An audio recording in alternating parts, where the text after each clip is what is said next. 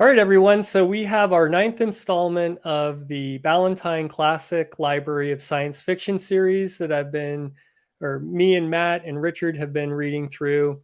And this book or this episode, we're going to be talking about the best of C.M. Kornbluth. We'll get to that in a minute. Yeah, love that hard copy there. But first, we always like to start with kind of an icebreaker question. And I've noticed with a lot of these best ofs, there are a lot of these authors who collaborated with one another back in the day.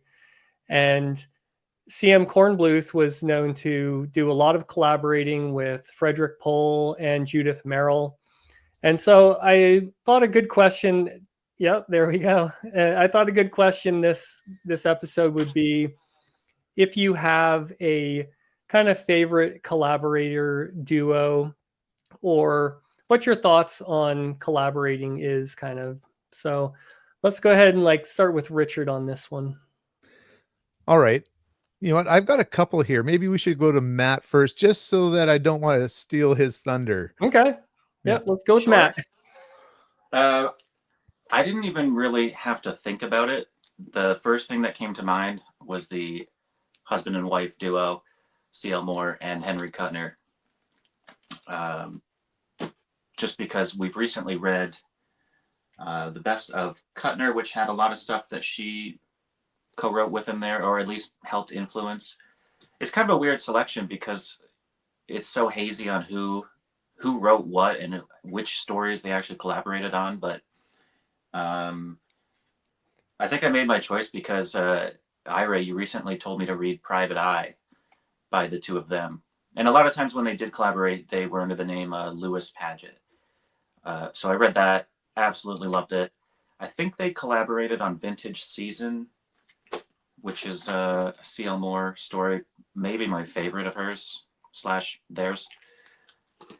So that's what I'm going with. And I've actually read both of these, and I do think the stories where we know that they worked together, they really are like a cut above their individual stuff. So it was a no-brainer. From what I understand, they almost at least slightly edited or had some input to each other's works, like all of them, but there was definitely ones that they went in full force together, and it was like magic whenever they did that. Yeah, well, in one of the forewords it said that, he would be up till the middle of the night writing, and then he'd go to bed and she'd wake up and just continue where he left off. I don't know how that could possibly work, but it did. That seems like it would not work at all to me, but that's a good selection, Matt. I was kind of figuring you would go with that one. Yeah, and, I was guessing that too. Yeah. I didn't even pull any of their books because I was pretty sure either one of you would do that. How about you, Richard? Well, I'm going to first show you this one here. Anybody know who Lucas Parks is? It's another pseudonym for John Wyndham. I did know that, yes. So this is some novellas that he put together in a book, and they're very different from his other books.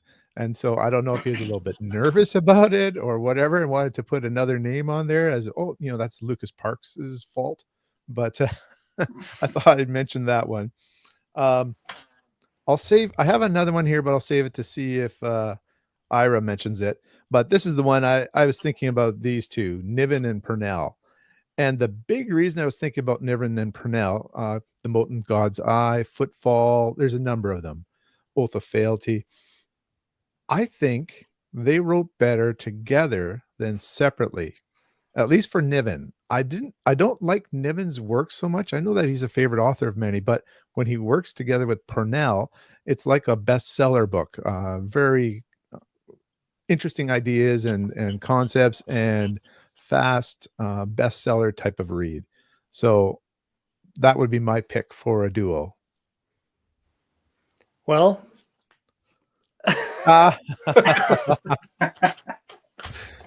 did pick yours. Oh, too bad. I kind of had the same thoughts. So I think if I really want to read more Kuttner and Moore. I think they would probably be my top because from what I've read, but I just don't feel like I've read enough. And then also, I have read a bit of collaboration from Pohl and Kornbluth. And what's really cool too is I forget the publisher, but we're reading all these best ofs, and Frederick Pohl has a best of in the Ballantine line, and so does CM Kornbluth. But in a different publisher, I think it might be Bain or I forget who it is, but there's a book called Our Best, and it's all of the short stories that Pohl and Kornbluth collaborated with together. But so far, I've only read the one book, The Space Merchants, that they collaborated on. I like that. I know if I read enough of their collaborations, they could be my favorite. But I think the most experience I have is with Niven and Purnell. And I do like Niven's writing a little bit, maybe more than Richard does like on his own. But Purnell, I've tried to read his standalone books, and I don't like them. I've DNF'd all the ones I've tried.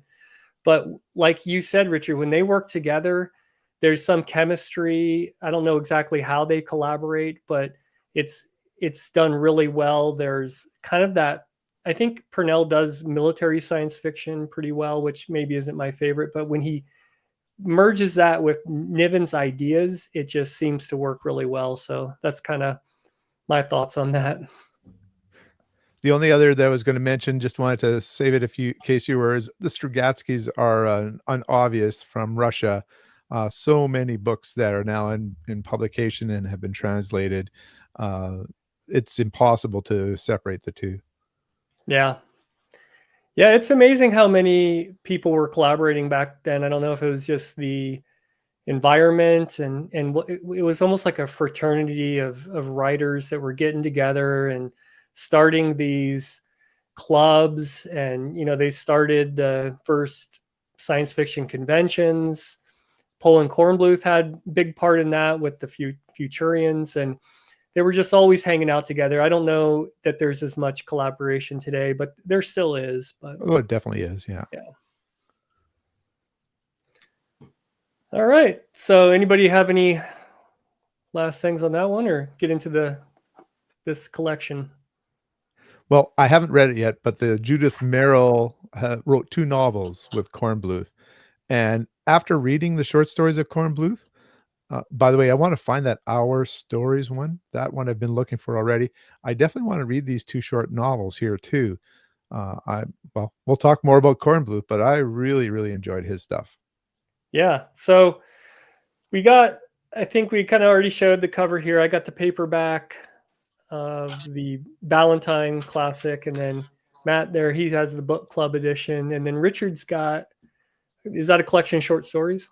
It's the complete short story. So I just marked off the ones that we had from here and read it in here. And that's from NEFSA? That's right. Okay.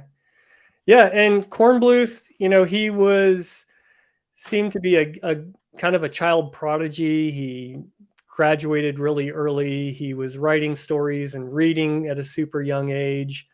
He hung out with Frederick Pohl when they were teenagers and helped start the Futurians, and they lived down the street from the Asimovs. And I mean, it's the history of that time and these guys is just very interesting. But unfortunately, Kornbluth died really young. He was born in 23 and he died in 58 of a heart attack.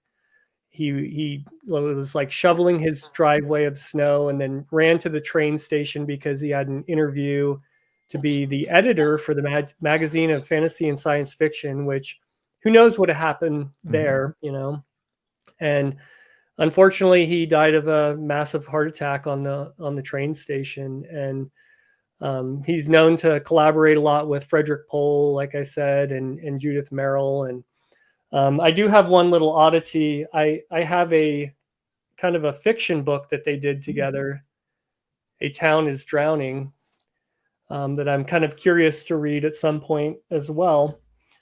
But that's kind of just a brief thing. Do you guys want to add anything to kind of the man Kornbluth? Well, he was writing stories already as a teenager, and a couple of them are actually in the book. There's some of the shorter ones. And then World War II happened, of course. And so he stopped writing. They say that at one point he had to be dragging around this enormous machine gun at the Battle of the Bulge. And they think that that may have put a lot of strain on him and given him hypertension, which led to his eventual death. He was only 34 when he died. It's amazing the amount of work that he created in the last decade of his life, from 24 to 34. Yeah. Yeah. And Yeah, and go ahead, Matt.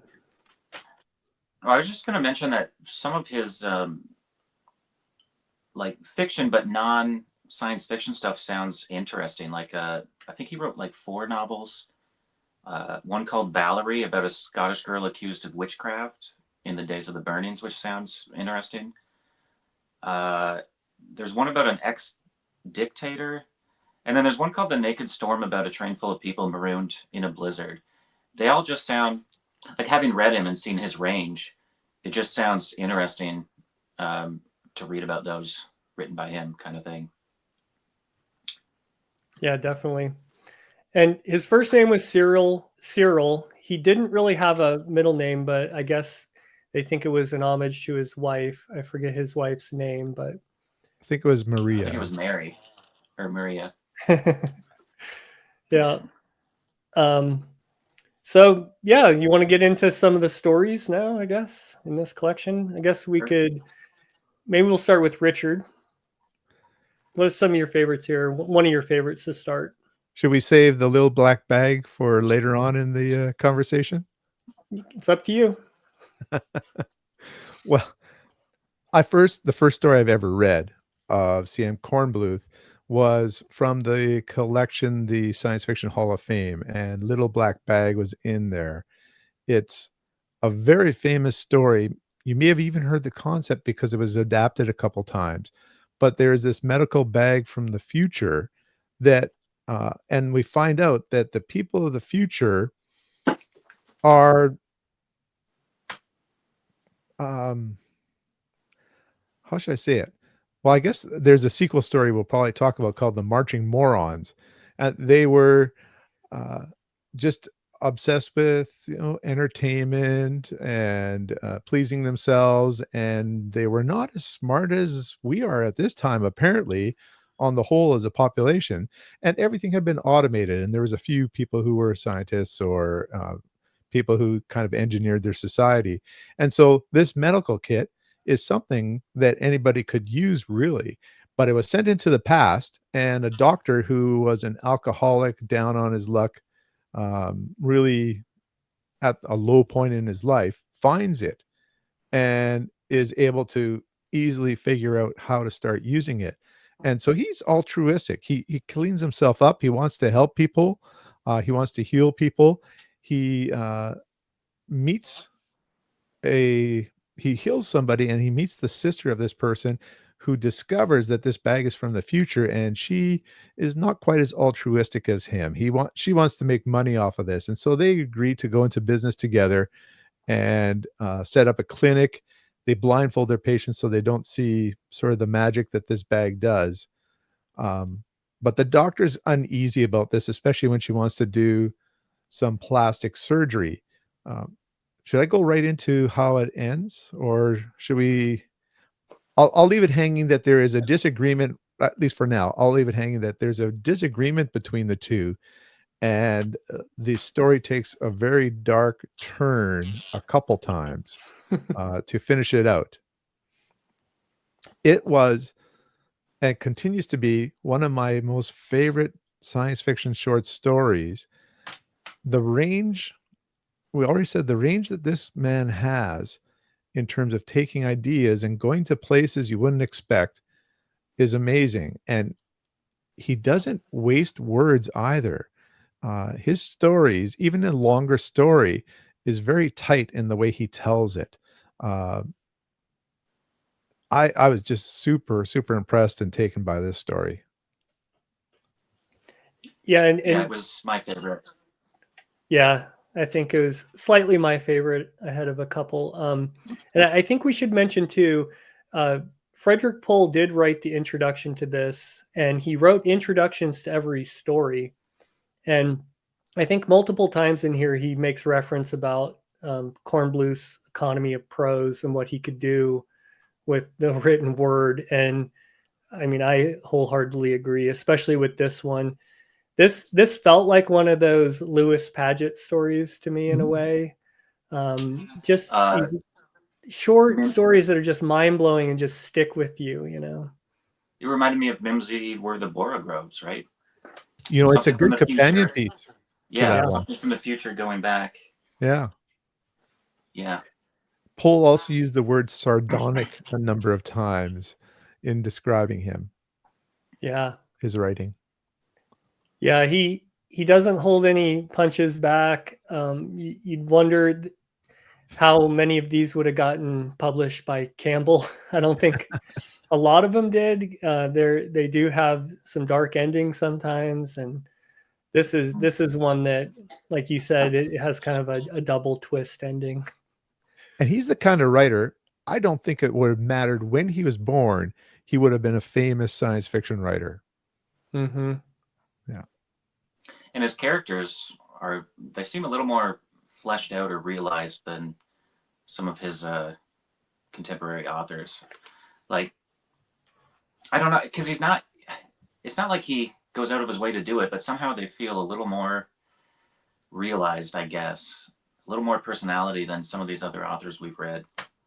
Yeah. Yeah, that down and out of luck doctor as an alcoholic, he really, as I said, in the economy of words, really pulls out the feelings you have for him, and you're cheering for him that he's turning his life around and doing something amazing here.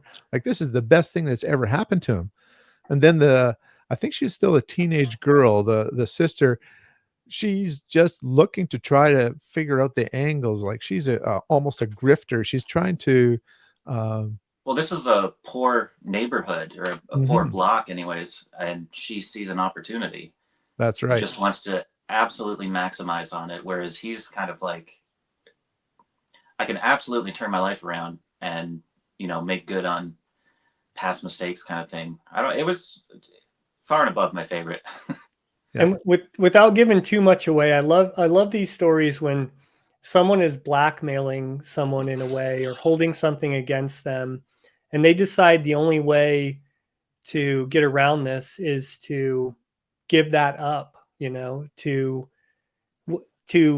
proclaim to the world what this information someone has against them. And I love that kind of trope. It's been popping up a lot recently in a lot of different stories that I've read, and I really like that one. Yeah, that's a good one. That's a good one to start with too, Richard. Anybody else, you want to talk any more about that one, or just leave it at that? I just say, if you're a science fiction fan, this is kind of one of those must-read stories, I think. Yeah, I think anyone that's read that will know what we're talking about. And if you haven't read it, we're not going to spoil it. Go out and read it.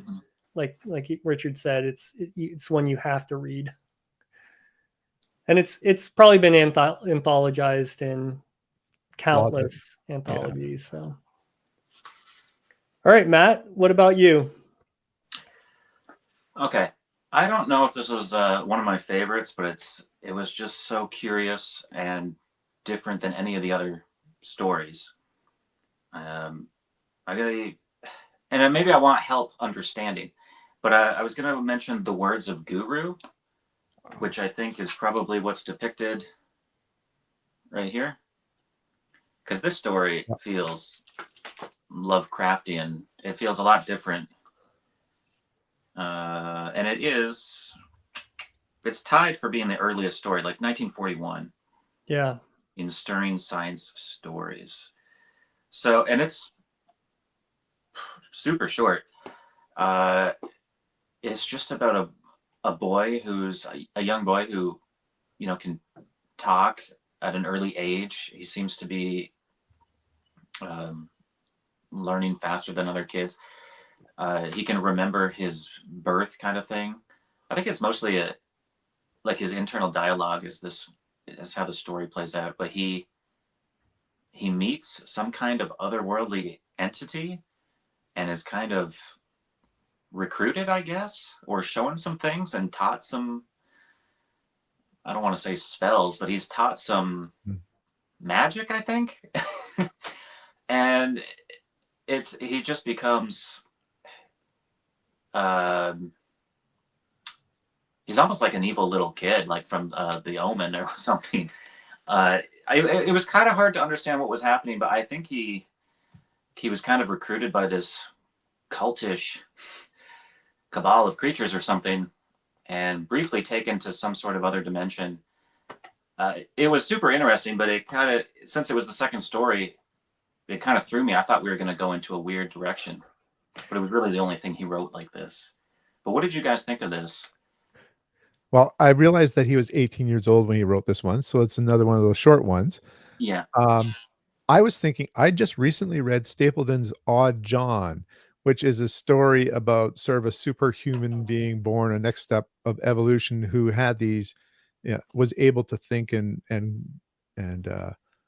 was vastly beyond all of us already in his toddler to teenage years. And that came out around 1935 or so. So I was wondering if that was sort of an influence towards this story for this teenager who was writing this story. That one thought came to mind. The other one is, it once again has a very dark ending, and I couldn't quite understand the motivation for that ending. Yeah, like where is all of the hatred coming from, kind of thing. Right. Yeah, and I read this one quite a while ago. It's not as fresh in my memory. I do remember liking that idea of, he did it pretty concisely too, of being in nowhere. This is where the kid is Yeah. taken to learn these kind of incantations, is almost what it is. And yeah, I thought it was almost like a kind of a horror mood piece or something. I was trying to think it through, and I was like, maybe this, and I saw you wrote it in 41. I was like, maybe he was just trying to do something interesting, but maybe there is deeper meaning to this one. I don't know. So Stapleton and Lovecraft seem to be the comparisons potentially for this one. Yeah, and it did kind of have a sci-fi element. It was like he was taken to another dimension and revealed to these godlike beings. And also he's going to become one of them, kind of thing. But it certainly had me expecting, oh, we're going to go into some strange places, but it's really the only one he wrote kind of like that. Yeah. Yeah, that was a good one to pick, because that is very different than the rest. It was just strange, yeah. Mm-hmm. Anything else on that one? No, odd that they chose that for the cover art, since it's so different than the rest of the stories. But yeah, I was almost thinking that could be the mind worm, but now that you mention it, yeah, it goes somewhat in the same direction. It might be him rethinking some of these ideas. Yeah, I see what you're saying though, because of all the tentacles and everything. Like, yeah, I hadn't thought of that. I just assumed, but yeah, maybe you're right. That's funny. I didn't think about the mind worm either, but. All right, so one I'm going to go over one that I really liked. It was called Gomez, and this one was written in 1954, and Kornbluth definitely seemed to be ahead of his time. When you read a lot of these, they're timeless, and he was doing things that just weren't as popular, because the main character in this one is a little kid who's like from Puerto Rican descent, and he's like this self-taught prodigy in theoretical physics and nuclear physics and all this kind of stuff. And there's a group of scientists who are working on nuclear weapons and nuclear technology, and this kid gets in contact with them, and he has information that they just don't seem to think is possible. They think either he's some sort of spy or he's been stealing information somewhere. So he kind of gets thrown through the ringer, being interrogated by the government until they kind of realize that no, this kid just could be this natural genius. And who cares if he came from Puerto Rico? You know, they give an example of another person this happened in the past. And so they decide to take him on and kind of use him to gather more information and get ahead in the arms race. You know, this is definitely a World War II style novel or short story. And he ends up going along with it almost to his own demise. He's working himself to death. And this is what I'll maybe go a little bit further into it, but because I think this one is, for me, it was just fun to read the way he wrote the characters. You really feel for them. The handler that is kind of in charge of this kid seems like a really good person. He's kind of looking out for Gomez's interest, and he sees what this is doing to him. It's just he's working himself to death because he's so into these complex equations and rethinking science in a completely different way. And there's some really great parts in his prose where he's talking about this kind of hard science in a maybe speculative fashion, but still really well written. And then in the end, this kid realizes that not only is he going to maybe destroy himself, but what he's working on has the potential of destroying a lot more than that. And so the kid kind of figures out a way to get out of this, and the handler kind of backs him up in a way, seeing too what he's doing. And then you're not quite sure in the end what really went on. And then it's finally kind of given to you what happened. There's kind of a wink and a nod at the end of it that I just loved it. This was a clever and sympathetic story versus some of those darker ones we were talking about. I think that's why I liked it so much. Yeah. Yeah, I liked the handler, who was like a newspaper reporter who kind of took a liking to the kid, and compared to the government guys who were kind of also in the house just making sure the kid doesn't disappear, who just treated him as like an asset. Yeah.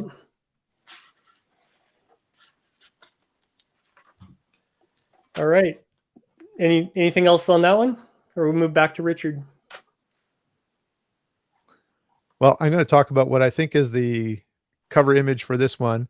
I think this is the Marching Morons. Maybe I should hold it closer. Oh yeah.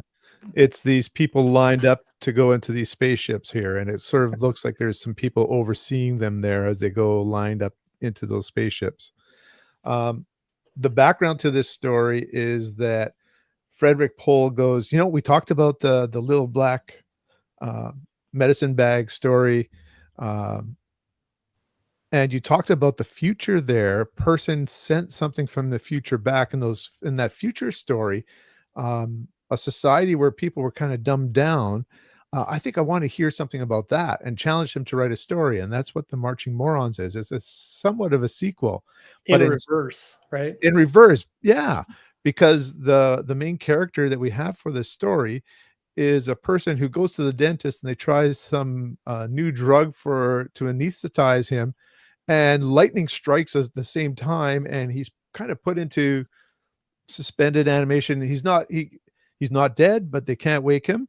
And so then we see him, years later, is awakened into the time where this little black bag had come from. That's as far as it really goes. It's just kind of the reverse. And so we have this story about overpopulation and how the IQ of our population is just decreasing, and cites many things that our society is seeing. You can think about people who are obsessed with entertainment or their phones or other things, and the discourse and stuff is just lowering and lowering. And so he's saying, and they're having more kids than the people who are intelligent and able to help run society. And so they have populations, billions of people who are the Marching Morons. And then they have just a smaller class that's trying to help direct them so that they don't go into wars against each other and tries to look out for them. And this overpopulation and this tendency more and more to society becoming less and less intelligent is a huge problem. And this man from the past, he's got an idea of how he can handle it. And he drives a really hard bargain with the intelligentsia of that time to solve this problem. He won't even let them know exactly what his solution is, but they have to make him dictator of the world to make it work. And it's a combination. This is a bad combination of psychology, of Germany in World War II ideas, of lemmings who would fall into the sea. I think it's actually kind of a bit of a myth, but lemmings all following each other and falling to their deaths into the ocean. And you can see in the picture here, we have people all going into these spaceships over here. They're being sent to Venus. They send home news about how great it is on Venus, and the population of Earth is just starting to move there. They're seeing great TV shows and things about it, and they don't want the Jones to have a better life than them out there on Venus. But things are not quite as they seem as these marching morons move on.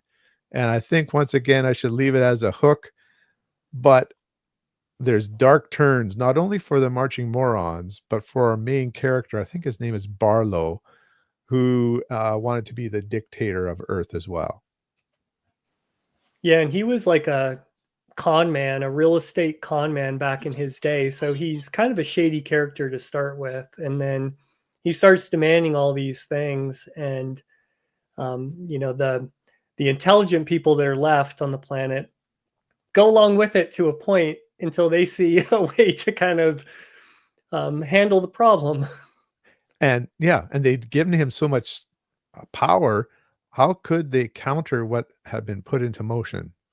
Mm-hmm. Yeah. Kind of like the girl in Little Black Bag. He instantly sees an opportunity and That's wants right. to get absolutely as much out of it as he can. Yeah. It's also like the movie Idiocracy, Yep. which is also a guy from the past traveling to the future, and everybody's kind of lower intelligence. I really felt that probably is something that came or was influenced, at least. Who is that? Mike Judge, who Mike writes those? Judge. Yeah. Yeah, I have a feeling he was influenced by this story. I think so. Yeah, I think he was. But in that movie, there was no intelligent people left besides our time traveler who came forward in time. So like he's looked at like a genius, and no one else has that kind of intelligence. Where in Kornbluth saying there still is an intelligent population, and they're almost guiding this massive dumbed down race because they could ruin the earth, they could ruin everything for themselves. They still have some selfish interest here because they could just trash the planet or do whatever. And so they're kind of taking care of this population in a way to kind of take care of themselves as well. Well, the overall concern of the story is that the species could go extinct if we continue down this path. And so it's just sort of talking of a couple solutions. And of course, Barlow comes up with a brutal solution. Yeah, and the intelligent people, they had created these propaganda films that they showed to the dumbed down population that tried to really talk down having kids. And it didn't really work. That dumbed down population would go and think it was just like a comedy and just this is funny, and he put a lot of other funny things into it. Like there a game show where the contestants just had to put shapes through holes in the walls. Yeah. The editor who put together this book, I actually talked to him online. His name is Tim Seychelles. He went to watch RoboCop in the 80s with his wife, and there's a game show host on there who goes, "I'd buy that for $1." Yeah. And his wife turns to him and says, "Hey, that's from Marching Morons." And so that's where he went into looking into here. And there's a game show where the guy says, "Hey, I'd buy that for $0.25." And so so a lot of things, as we know, all these writers from the 50s really influenced a lot of popular culture in the years that followed.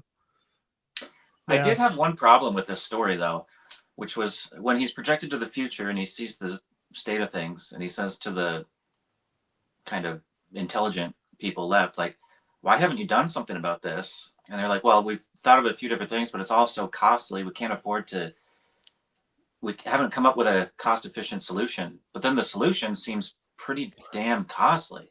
Yeah. It's a major operation. Hmm. But I mean, it is kind of a hilarious, ridiculous story. But I did have that to nitpick.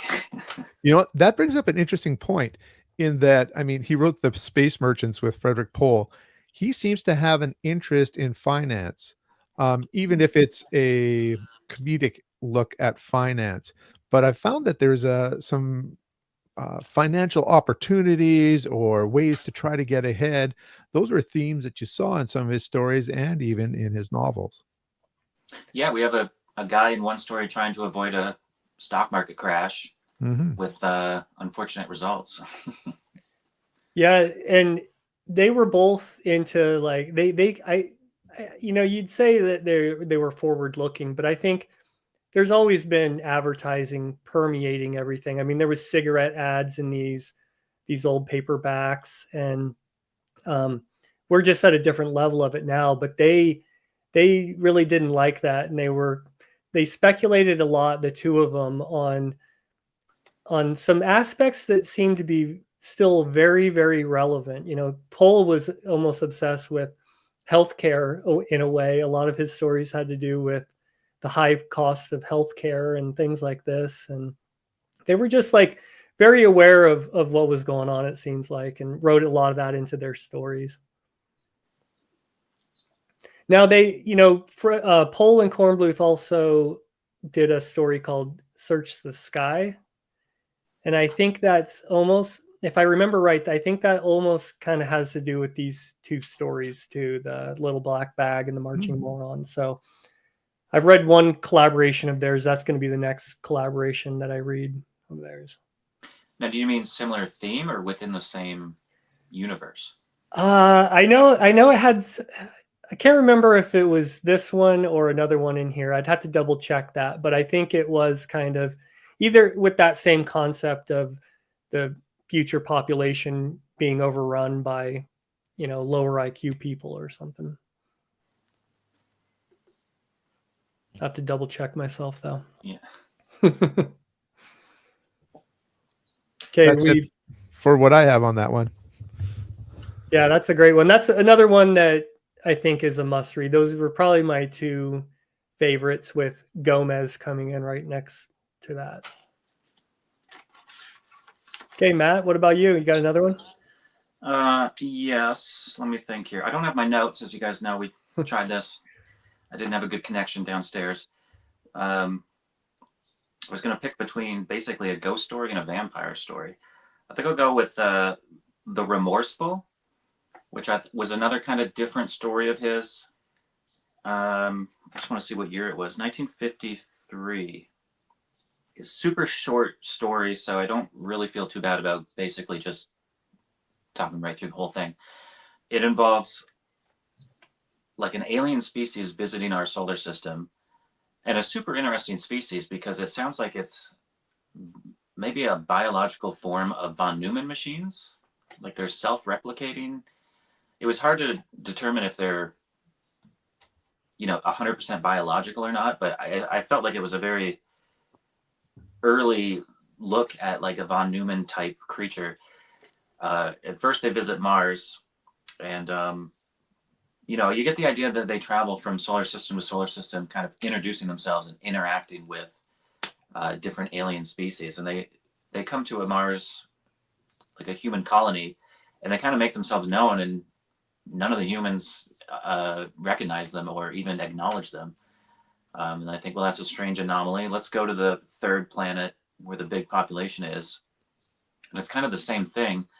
There's people everywhere, but nobody's acknowledging them. Nobody seems to see them. And at the same time, there's kind of a very short story of there's one guy left on Earth kind of thing. Something's happened to decimate society, and he's like the only guy left, and he's just walking down the highway. And it slowly unfolds that, yeah, society has collapsed, and what the aliens are seeing is just ghosts. Like humanity is dead. Nobody's responding to them, but they get these emanations from all the people of like bitterness and fear and resentment, and it slowly unfolds that, oh, these are ghosts. Like everybody's dead except this one guy. I thought that was a really cool twist. I think they raided a library, and that's where they learned of the idea of a ghost, Mm-hmm. and that's how they put together what the situation was. But I thought a couple neat things: a science fiction ghost story, and a very advanced type of alien in an early story. I thought it was really cool. It was like 7 pages long. Yeah, that was a really good one. In the introduction to, Pohl talks about how there was a word that Kornbluth used in the beginning of that story Yeah. that it got censored when it was originally published in a magazine. And then he said, I'm proud to finally publish this with the intended word that Kornbluth wanted to use. And he goes, and I know all of this because I'm the editor that made him change that word. Yeah, that was good. Yeah. It had a real interesting sort of sense or mood to it. It had a really interesting mood to it in this discovery, and we're trying to figure out, okay, what does he mean about these people? And Yeah. the fact that it sort of legitimatized ghosts, the remnants of us wandering around after we were gone, it was a good, spooky, poignant kind of story. Yeah, and at first they visit the Mars colony, and you're like, okay, something weird has happened to the humans on Mars, but let's see, what happens when they meet the Earthlings, and it's kind of the same thing. I read that one quite a while ago. I can't remember if the lone survivor guy kind of ties into the aliens. I don't think they actually meet him. They kind of read his mind, maybe, or something. I think that's how they determine, yeah, everybody's dead except this guy or something. I think Yeah. they're contrasting them to him or something like that. Yeah. Yeah. Yeah, that was a good one. I kind of forgot about that one too. Yeah, it's cool. He's got, the Lovecraft story, a ghost story. There's a vampire story. Mm-hmm. The vampire story sort of follows a little bit along that path too, in terms of not understanding necessarily the power that this person has, but it's sort of a reveal that this is an ancient power that's been around for a while. Yeah, the nice little twist at the end. Yeah. Yeah. I guess I don't want to say too much more than we've said. It's a vampire story. I'll say of sorts. Yeah. Sort of, yeah. I guess we could go into that one. Sure. That one's called The Mind Worm. And another really popular one he did, definitely has a little bit more of a horror feel to it. But, in the beginning, there's some people that kind of got exposed to some radiation, and the woman had a child, and this child starts, he kind of ends up in an orphanage, and just on his own, and people start noticing that he could probably read their thoughts. And then he kind of goes out on his own, and he's in the kind of the dregs of society, and he's kind of fearful for his life, and he starts to realize he can do more than just read thoughts. He can kind of feed off negative energy and whatnot, and actually like kill people with his mind. And then it kind of keeps going and going. I don't know how far I want to go into this one. There's a lot of weird writing in this one where this mind worm kind of starts hearing echoes of everything through society, mostly negative. And it's this jumble of passages that are coming into this entity in a way of what this kid's become, and it gets really creepy. He And he does takes that this. in a few stories where you'll have people talking over one another and it becomes almost incomprehensible.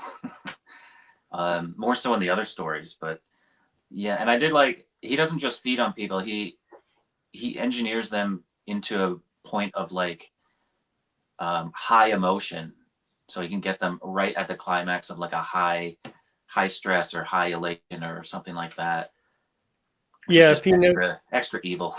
if he knew what this person's most fearful thing is, he can read his mind, and then he'll say that to the person to fire him Yeah. up.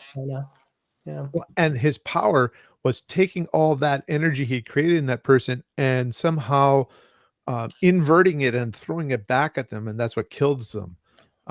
It was a very interesting way that he described that, and I found that sort of fascinating in terms of how it's taking the things from the people, but they can't handle the way he has taken the power of it and thrown it at their minds. Yeah.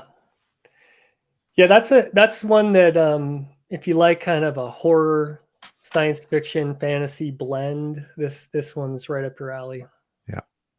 Yeah, he's got multiple stories that are kind of multi-genre. Yeah. Mm-hmm. Obviously has range, because you were showing how he was writing some just straightforward novels as well. And towards the end of his career, I understand there was about 3 or 4 novels that were just mainstream novels too. Yeah.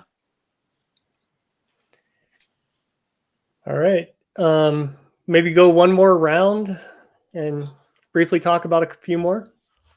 Let me just get my notes. Two Dooms. That's a good one. I was Yeah. gonna say we have to mention that just because of the range. Yeah. It's, I think I picked the 3, well, 3 of some of his best known ones, but Two Dooms. Did anyone else think of Philip K. Dick, The Man in the High Castle, when they read this? Yeah. Yeah. Um, Two Dooms is talking about the development of the atom bomb, but it takes the person who's involved, who could potentially sabotage the development so that the bomb wouldn't exist, has this person thrown into an alternate reality where the bomb hadn't exist, and Germany and Japan had taken over North America. And so it was an alternate history story that really took a look at, there's a lot of people who are discussing whether we should have used and I'll say we because we're part of the allied forces here in Canada too, that nuclear weapons should have been used in Japan or not.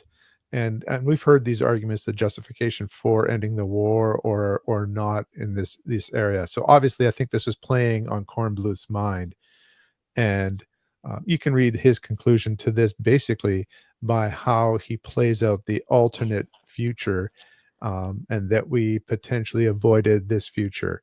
But wow, I'm going, oh, Philip K. Dick, this is just you're just riffing on this concept here from this story.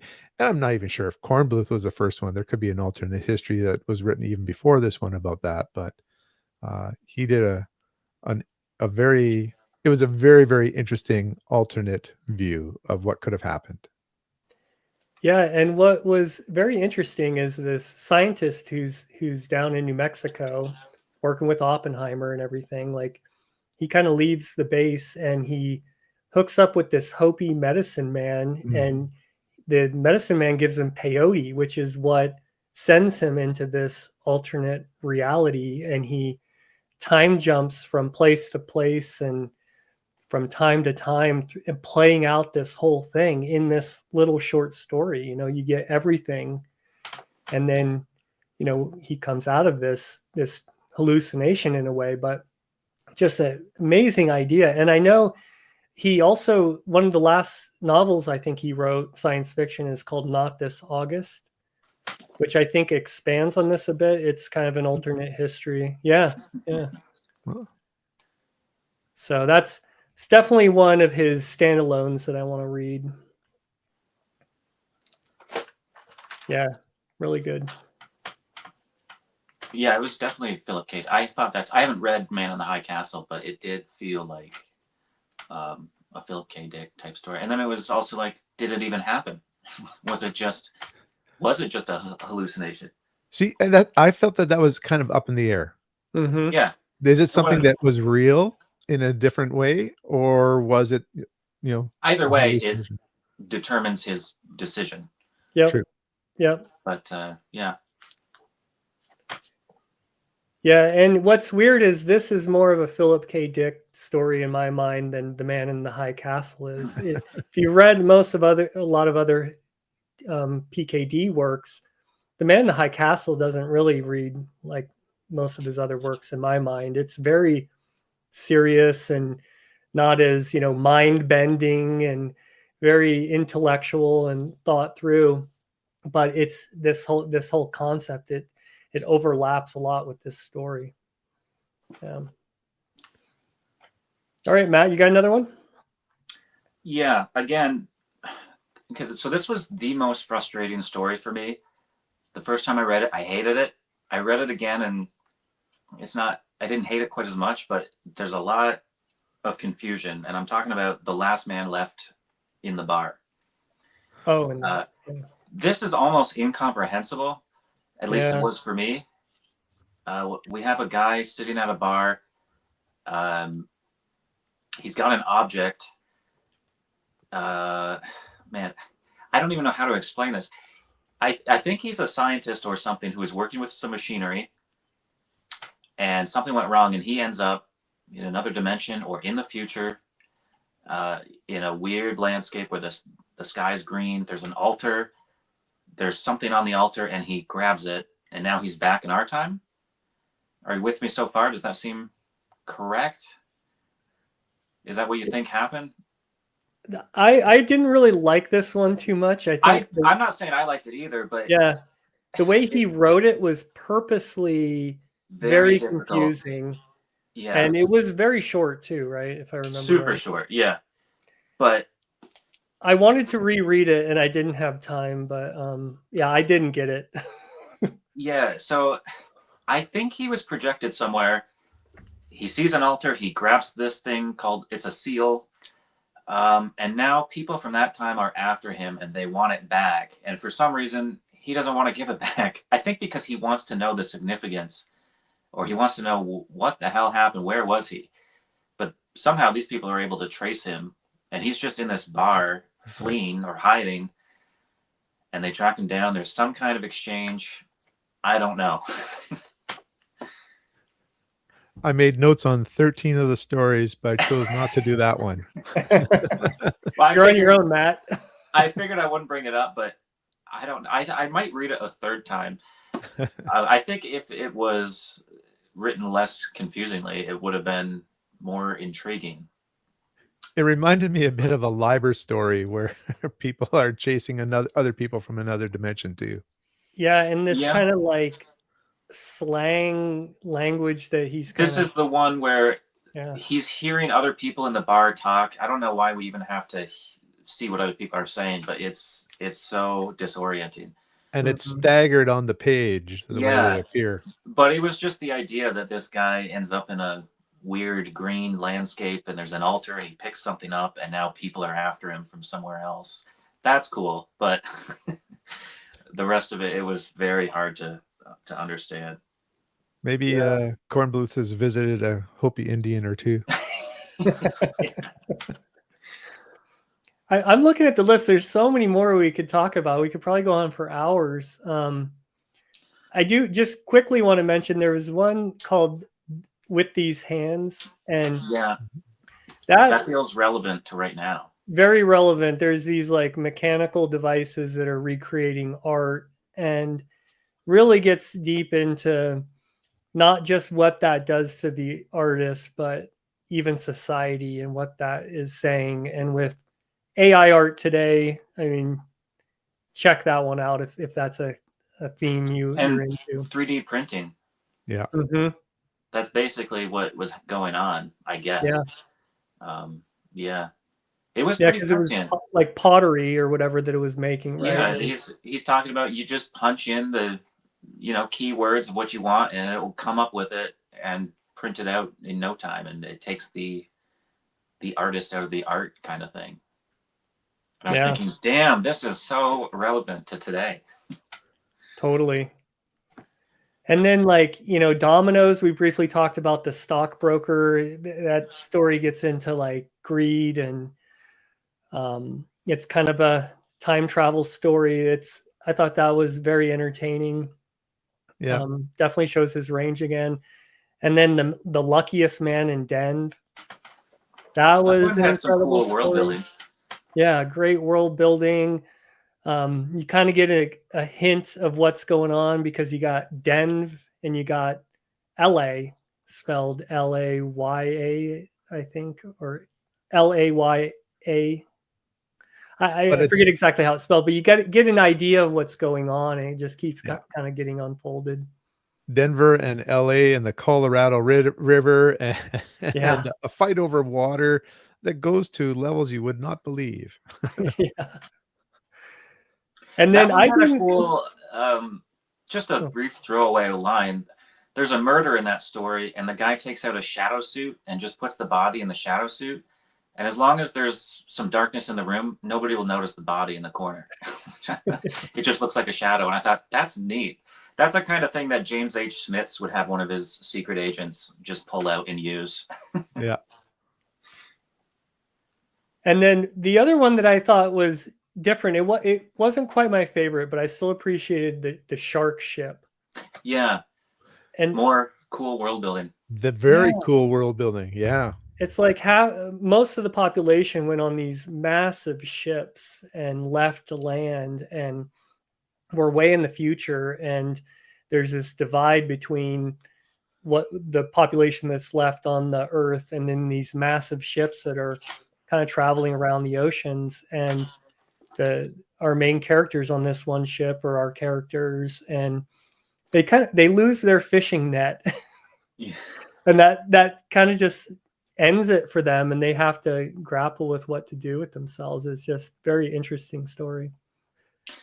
And some of Yeah. his stories kind of dealt with the cycles of history. I was thinking of The Adventurer, where we have basically some dictators in power and they're going, how would things change? And there's some people who are kind of behind the scenes working to see how things could change. How could you create perhaps a military hero that could uh, take power eventually from this dictator? And then they spring a surprise on him on how they had this control behind the scenes of what was going on.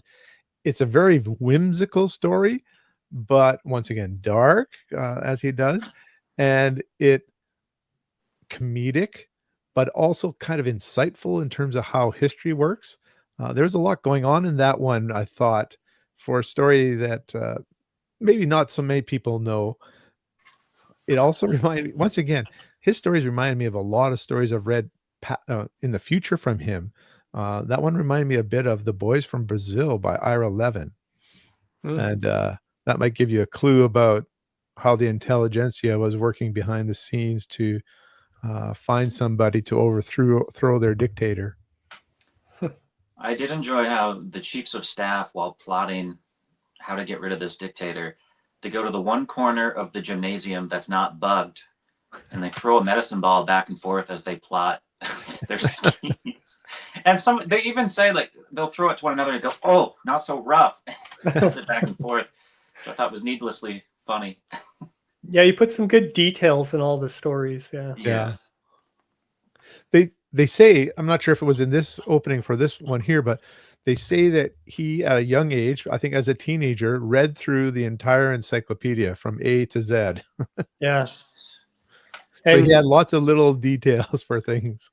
yeah, and Pohl said that when he was editing some of his works, if he got it big into something like Cleopatra, he's like, well, he must have got to the letter C in his reading through the encyclopedia.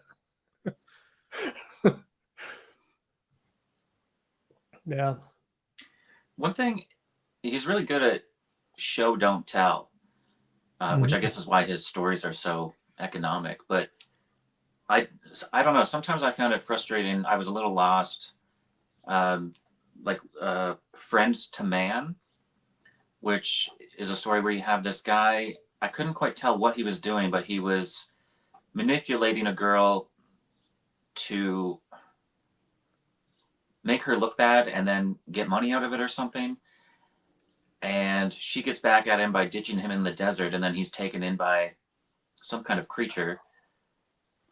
The rest of that was comprehensible, but it was what he was doing before he got ditched in the desert I found hard to follow. But he's taken in by some sort of alien creature that seems to care for him and is feeding him and producing water and whatnot. And again, we end up with a very dark ending for a pretty bad character to begin with. He was using the girl, and then this alien was using him, would be a Yeah. theme that you could see in there. Yeah. Yeah. He got Yeah, his comeuppance. A Karma. good twist. Yeah. Some karma. Yeah. All right. So overall, what do you guys think of this one? Or was there any other stories you wanted to mention or anything? No, I think I'm good there. You know what? I know you guys have mentioned a couple of times about how much you really love the best of Galoon. This is definitely my favorite now of the ones that we've read. That's what I'll say about this one. I would say for me it's right up there with it. Maybe one tiny little notch below Galoon, maybe. Yeah. Gloon is still my favorite. So there we go. We have a little split here. Yeah. But a really good one. I mean, Kornbluth is probably a better writer with better range, but I don't know. Galoon, I have a soft spot for him now. And you know, both of them died young, right? Wasn't Galoon in his 30s as well when he passed away? No, I think No. Galoon just stopped writing. Oh, I might be thinking he just stopped writing. Okay. Yeah, he just decided to travel the world, and then he would write a little bit, and then he would take breaks. I think he came back and wrote a couple books in the 80s. Yeah. But yeah. I might be also thinking of another author, because I know there's a couple science fiction authors that had short careers. I'm sure somebody in the comments will mention a few. Well, you know, Pohl mentions too, you know, people are so into novels these days, and he mentioned that he doesn't think Kornbluth was as good as a novel writer than his short fiction. And I've just read the one novel they co-wrote, but if you got to read some of these short stories, I'm sure this isn't the only collection you could read, but a lot of the ones we mentioned are all over the place, and it's just some just amazing short fiction. And like Matt said, some of Matt's favorites are only like 5 to 8 pages long, and they're just really great stories. Yeah. Well, anything left on Kornbluth, or are we gonna get Richard's next selection? Well, you know what? I'll just say he seems to be like a master of show don't tell, even though at times it frustrated me. I think he's really good at that with crazy range. And the endings of his stories work almost always. Yeah. And some of them are of that twist or paradigm shift kind of ending. But I was satisfied pretty much, even if I had trouble understanding parts of the story, I was usually satisfied at the end with the story. Yeah, whether it's good or bad or whatever. Yeah, they were fitting. Yep. All right, you know what? I didn't haul down the book I have, so I don't know if anybody has it within reach. But I was thinking it seems only appropriate that we go to read Frederick Pohl after doing this. Awesome. Since they were partners in crime here, and this one we haven't read yet, so that will be my pick. I don't think I've read any Frederick Pohl. Yeah. They kind of have the same coloring and everything. Could have been intentional. Yeah. And you know, I really appreciate this about this best of series, that they have their friends, fellow science fiction writers who do these introductions. And this is not the first time,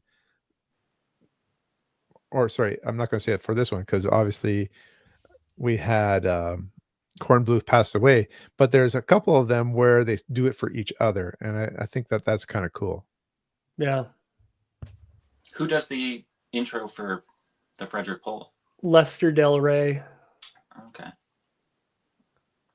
Yeah, it seems back then that it was such a close group. Like everybody knew everybody. Yeah. Yep. And it seems like as I read sort of some nonfiction books about science fiction, this series really came out at a crucial, or not, an interesting time when so many of them were still around, and they got to see and reappreciate all the stories that were in the magazines, that some of them which weren't really in popular collections at that time or anthologies. So it was basically a pretty celebrated series in the 70s.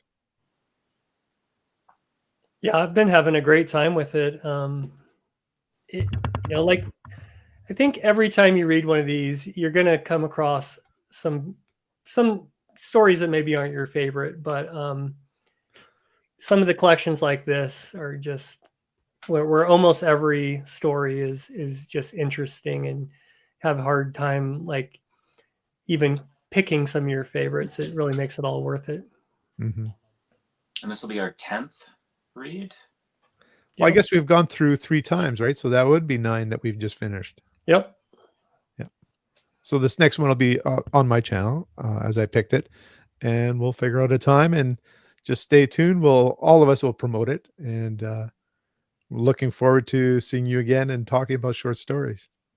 Yeah. Yep. So thanks, Matt and Richard, and thanks everybody for watching, and we'll see you in the next one.